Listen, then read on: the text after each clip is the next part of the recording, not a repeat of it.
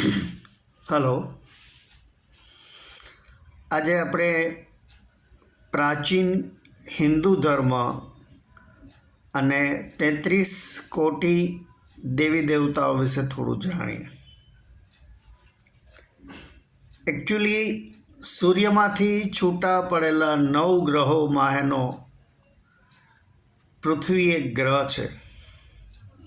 પૃથ્વી, બુધ, ગુરુ, શુક્ર, શનિ આ બધા ગ્રહો સૂર્યમાંથી છૂટા પડેલા છે અને સૂર્યની આસપાસ ફરે છે. સૂર્યથી સૌથી નજીકનો ગ્રહ બુધ છે, ત્યારબાદ શુક્ર અને પૃથ્વી ત્રીજા નંબરે છે. સ્વાભાવિક છે કે સૂર્યમાંથી અલગ થયેલા બધા જ ગ્રહો તે વખતે ખૂબ જ ઊંચું ઉષ્ણતામાન ધરાવતા ધગધગતા ગોળા જ હતા, પરંતુ ધીમે ધીમે ઠંડા પડ્યા પછી પૃથ્વી પર ધીમે ધીમે જીવનની શરૂઆત થઈ. ચાર્લ્સ ડાર્વિનની થિયરી ઓફ ઇવોલ્યુશન મુજબ પૃથ્વી પરના પ્રાણીઓમાંથી 2 પગે ચાલતા પ્રાણીમાં ખાસ કરીને ચિમ્પાન્ઝી વાનર તેની પ્રજાતિમાં સુધારો થતાં ધીમે ધીમે એક મનુષ્યમાં રૂપાંતર થયું. એટલે કે આપણા વડવાઓ મુખ્યત્વે ચિમ્પાન્ઝી હતા.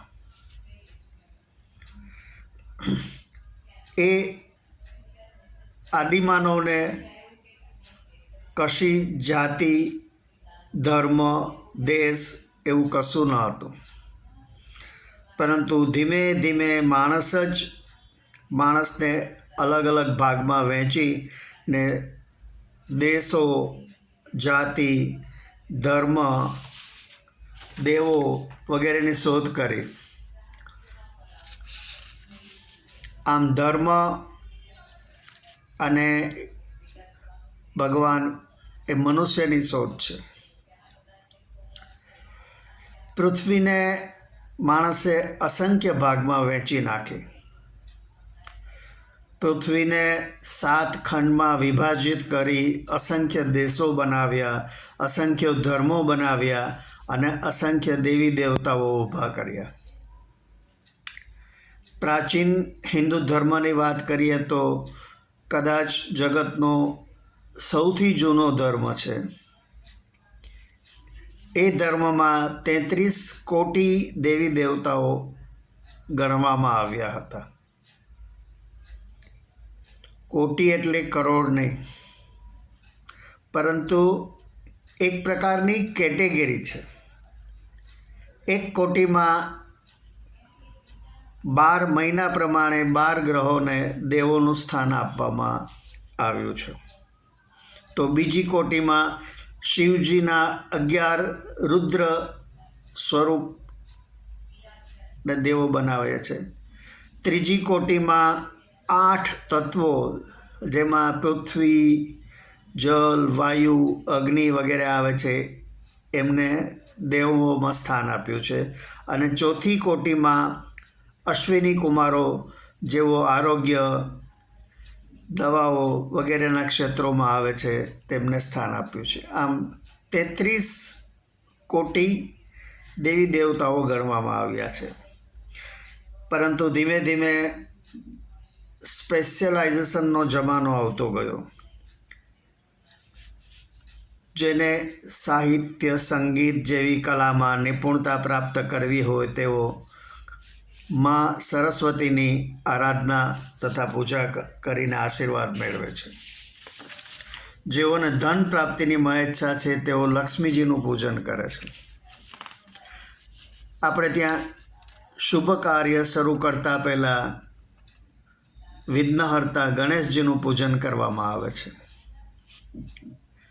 બુદ્ધિ, શક્તિ, નિડરતા અને નિરોગીતા માટે હનુમાનજી પૂજાય છે.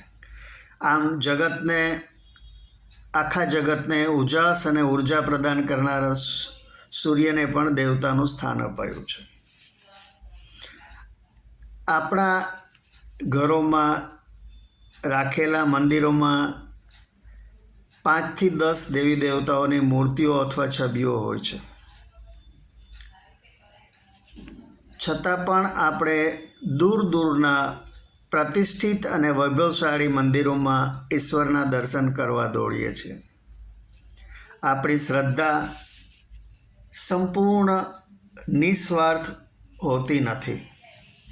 તેની પાછળ અજ્ઞાત ભયની એક એપ હંમેશા ચાલતી હોય છે.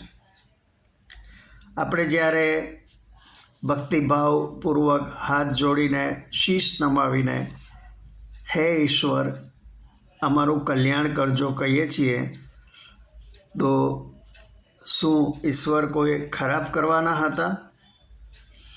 પરંતુ આપણા સબકોન્શિયસ માઇન્ડમાં અનેક પ્રકારના ભય કામ કરતા હોય છે, જેમ કે મૃત્યુનો ડર, બીમારીનો ડર, નોકરી ગુમાવવાનો ડર, ધંધામાં ખોટ ખાવાનો ડર વગેરે. અને આ બધા ભય અને મુશ્કેલીઓને માત કરવા માણસ ધર્મ અને ઈશ્વરનો સહારો લે છે. જો ઈશ્વરની નિસ્વાર્થ ભક્તિ સાચા હૃદયથી કરવામાં આવે તો આપણને માગ્યા વગર જ દરેક તબક્કે યોગ્ય મદદ મળી રહે છે. આપણા માટે શું સારું છે એ ઈશ્વર જ નક્કી કરે છે. વિચારશીલ બનીને અંધશ્રદ્ધાને દૂર કરો. કોઈ ખર્ચ અને દેખાડો કરી ભક્તિનું પ્રદર્શન નિરર્થક છે. આશા રાખું છું કે આપને મારી આ વાત ગમી હશે. તો મારા વિડીયોને લાઈક કરજો, આપના ગ્રુપમાં શેર કરજો અને મારી ચેનલને સબસ્ક્રાઈબ કરજો. આભાર. આવજો.